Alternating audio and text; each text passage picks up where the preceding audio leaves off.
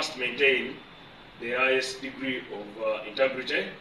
And as for me, Barugahara Balamateni, I will never participate in voter bribery or rigging of any form. And as people who serve under the president, he believes in democracy, and he believes in the communities and the constituencies and the nation to determine their leaders or their favorite leaders through good programming. NRM came to power after those instances of voter irregularities. That is why NRM established the Independent Electoral Commission. Security were in place to preserve security. Also, the government had received information that bad elements were trying to infiltrate to harm people in Kawempe. Like on nomination day, government saved Honorable Nalukolola now from getting endangered by Inuk people who were intending to endanger him. So they grabbed him. We couldn't know why they were grabbing him. They grabbed him and kept him for some time as they were chasing after people who wanted to endanger or to harm him. That's how government reacted. But people didn't understand it. And then I'm questioning National Unity Platform. Stop wearing JAT uniform and you claim it is JAT. There are NUP people like Sauda Madada who have JAT uniform with the medals on it. I mean, Uganda is not Konyo or Sirikati in South Sudan where you can't buy medals and you become a general by claim. So you should avoid using army uniforms. You should be good people and let's work. But the most important thing, you shouldn't provoke the security forces.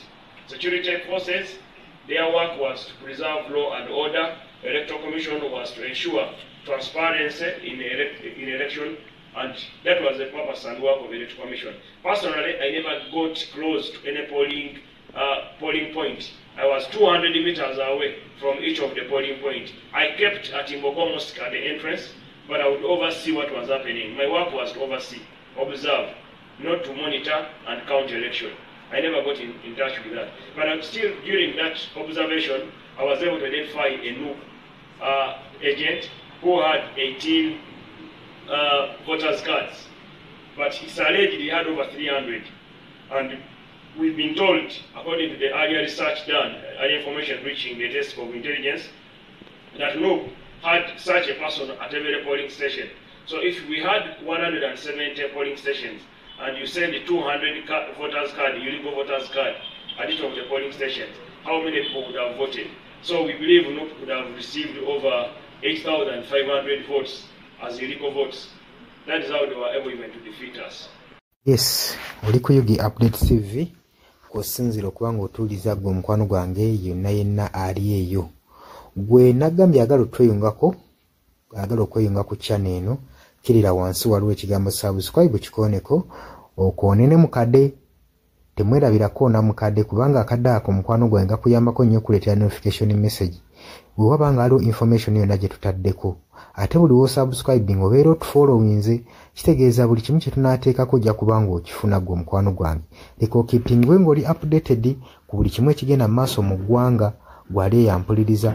Abali mu Qatar, Oman, Dubai, Saudi Arabia, abali Dubai, abali mu US, abali mu UK, abali Canada, abali mu South Africa, namwe abali mu Ndwane Kenya, nalekani menyani, namwe abali mu Asia, matumiddeko nnyo mwe kwekuumira ku Yugi Update TV, mwe mbeezezzaawo amayengo gano aga Yugi Update TV. Mikwano gyange sola beebaza kinnoomu wabula nsazeewo nkozese lino eddoboozi ery'ewamu nsobole okubeebaza mwebale kuyimirizaawo channel eno, mwebale mwabajja naddala mwabajja mu comment section ne mukomentinga ne muteekako endowooza yammwe ne mutangaaza bannayuganda ku kyekisa ekiteekeddwa ekituufu okukolebwa gwe okusinziira ku ndowooza yo. So munamuna abatajjangako mu comment section mbakubiriza okujja mu comment section muteekeko ebirowoozo byammwe mutangaaze eggwanga ku biki byaba bagenze mu bukyamu ne bikolebwa mu bukyamu eri bannayuganda. Dani ku Airlines e Kenya nawe nkutumiddeko ennyo naye jangu mu comment section oteese, toteekako buteesi linnya lyo, mujje mu comment section mwe abasharinga, aba likinga namwe abasubscribinga mwe muyimirizaawo amayengo ga channel eno. Enamba y'essimu gye mbateeredde awo ya noti 726 noti emu 6794. Eyo enamba ya WhatsApp eri mu kimyufu. Ye namba gy'ogenda oyita kuba gy'osobola okuyitako gwe mukwano gwange ayagala okulanga wamu naffe. Ng'alina bizinensi yo ng'ogyagala tugikulangire nga wandyetaazo gikulangira. Eyo namba gy'oba oyitako ku WhatsApp osobole okuba nga naye bizinensi yo gikuba abantu tugikulangire gwe mukwano gwange ali eyo ampuliriza. Nengenda maaso n'okulabula abantu ku biki ebigenda maaso mu ggwanga naddala ng'akalulu kano aka 2026 katuukuse kengedde. Kati buli muntu alina kubeera vigilant, olina kubeera bulindaala oleme kutunda mwoyo gwo mukwano gwange. Waliwo abatunda emyoyo gyabwe olw'M1,1500 sukaali. Gwe beera ng'omanyi akaseera we kanaatuuka akakuba ballot paper, beera nga manyi omuntu ng'omanyi omuntu ogw'ogenda okuwa, gw'ogenda ottiikinga, gwe gw'olaba asobola okukulaakulanya ekitundu kyo constituency yo, gw'olaba agenda otwala eggwanga mu maaso. Bannange tusibwa nnyo akatambaala mu mutwe mu biseera nga bino. Newankubadde obwavu babubalumizza mutya, totunda mwoyo gwo ku lw'akantu katono, wabula saasira ku ggwanga lyo, osaasire ne ku zadde lyo, osaasire ne ku future weenaabeera. Lowooza ku by'emu maaso. Weewaawo abamu muyinza okulowooza ng'ebibatabakwatako nga tebikwatako, naye ensobi yonna yonna ekolebwa eiza relative, sengaawo, maamawo, kojjaawo, biyinza otutuuka ng'ekyo ekizibu gwe kyetooloddeko, ate olaba ebikwatirako biyinza otutuuka essa ne byetooloola ne bifundikira nga bikkutteko gwe mukwano gwange ali eyo. So kyenva nkubiriza baganda bange mwenna abali ku Yugi Update TV ogenda maaso n'okusharinga information eno.